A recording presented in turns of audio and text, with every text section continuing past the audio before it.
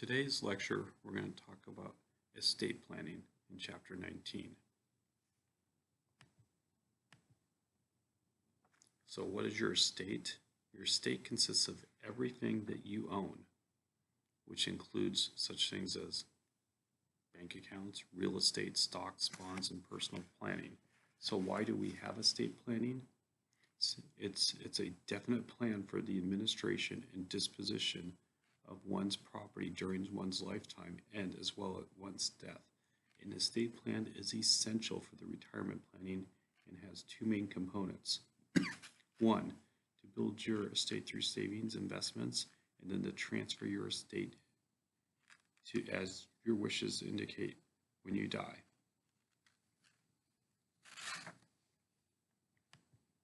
If you're married, you want to include your spouse and children in your estate planning process.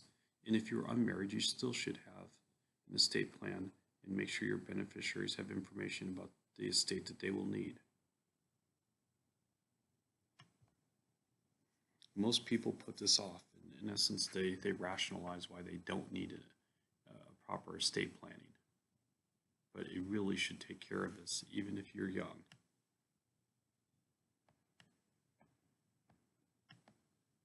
So you're going to, before you can even start estate planning, you're going to need essential documents to start. So you can see the list is exhaustive, and this may not be everything that you need, but you'll need certain records.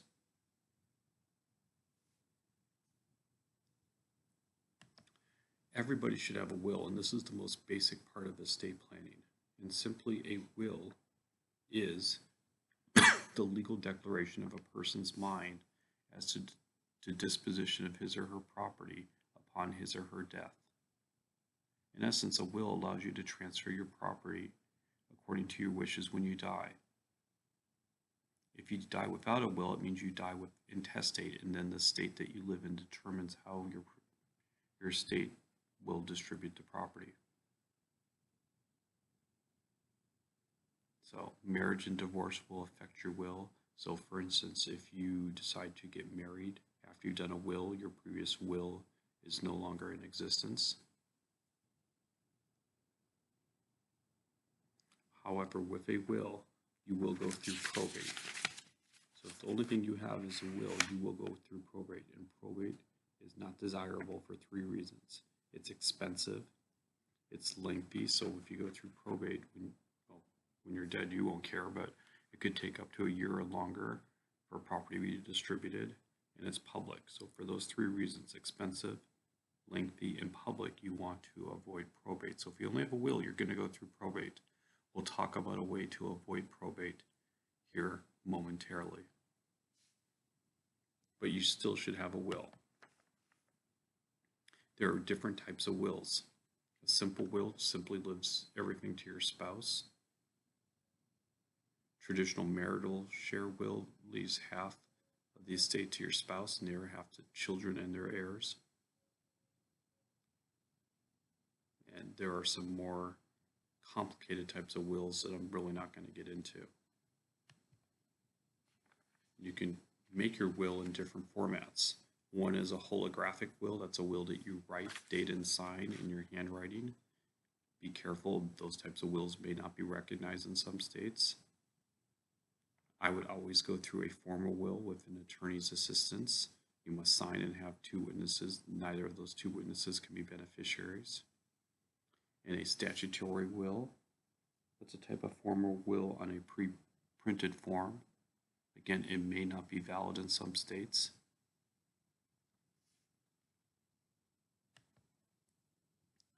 So when you get a will, you must have an executor. The executor is a person who follows your instructions.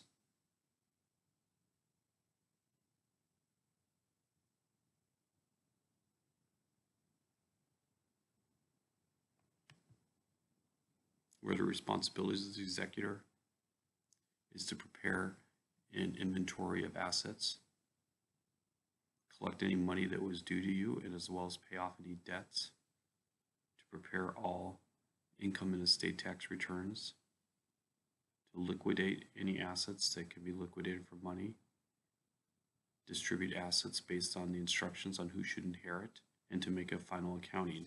Executors are paid. In addition, you need to have a will because you're going to find out in a moment with trusts, you cannot name a guardian. So if you have minor children, you need to have a will because you need to name the guardian. The guardian assumes responsibility for providing the upkeep of the children while they're young. What if you decide to change things after you've done your will? Well, you should review if there will be changes in your life. So for instance, if you move to a different state, you may want to redo your will. Different states have different laws. If you've sold property that you've mentioned in your will. If you've married, like I said before, you get married after or remarried afterwards, your will becomes null and void. If you get divorced, you may want to change who can inherit. So you may also do a codicil as well. And a codicil simply is a handwritten, where a few changes are needed. Sometimes you do this in handwritten. But if it's going to be more than just a few changes, I would make a new will instead of just doing a codicil. Other things that may affect is a prenuptial agreement. And that's when you get married. You may have an agreement about the disposition of property should you get divorced.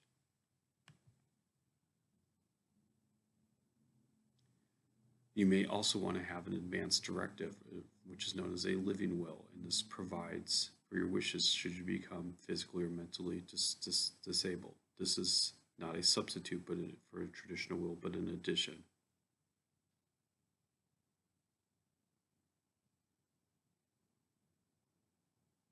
This can also be done through a healthcare proxy and a letter of last instruction that we'll talk about here in a moment. So some people have done ethical wills, and the first thing you should know, it's not a legally binding document. It just more expresses love and addresses any regrets, shares life lessons, etc. It's nice from an emotional standpoint, but it's not legally binding.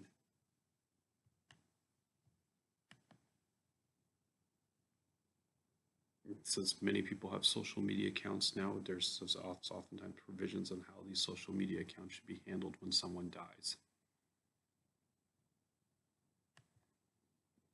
I mentioned durable power of attorneys a moment ago. It's known as a healthcare proxy.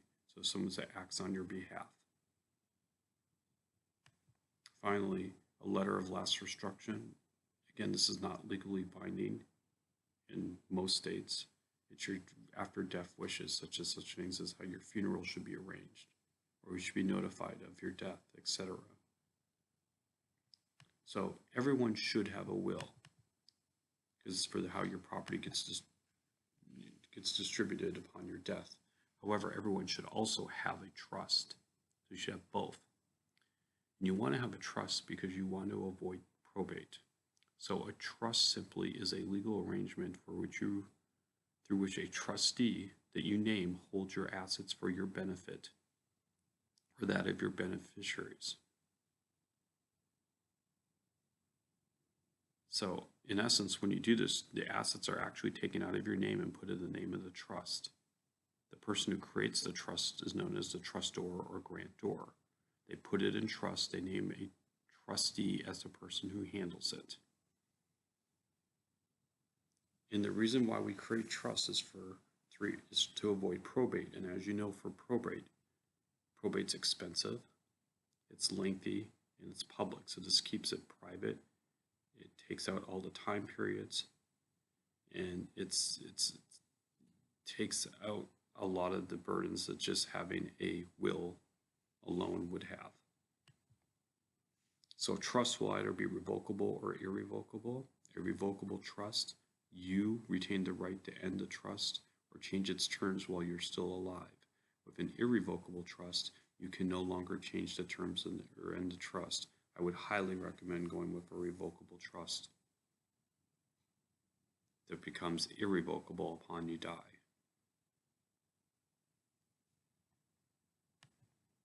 So again, you can reduce or provide payments for estate taxes to try to avoid You avoid probate, which we talked about.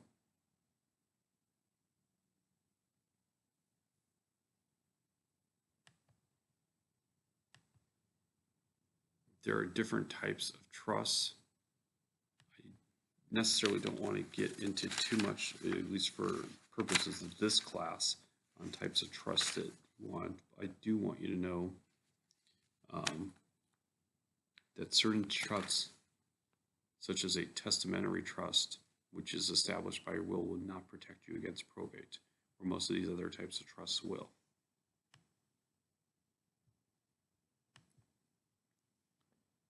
So remember, the estate is all your property. You should make an inventory of all your estate. California happens to be one of the few states that's a community property state, and you should know that any property that's been acquired by either spouse during the marriage, but not by gift, bequest, or inheritance, half of the community assets should go to the other person. Other types of ownership is joint ownership or joint tenants with right of survivorship, so the property automatically passes to your spouse upon your death. Others is known as tenants in common and tenants by the entirety. Probably not going to test you on that. There are certain things you don't have to put into probate, such as life insurance or any contractual agreements where it's already by contract you decide who gets the property.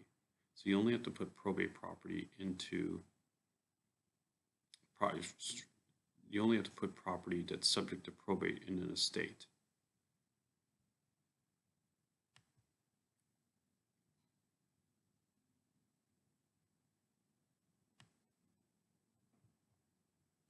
So how is the estate settled?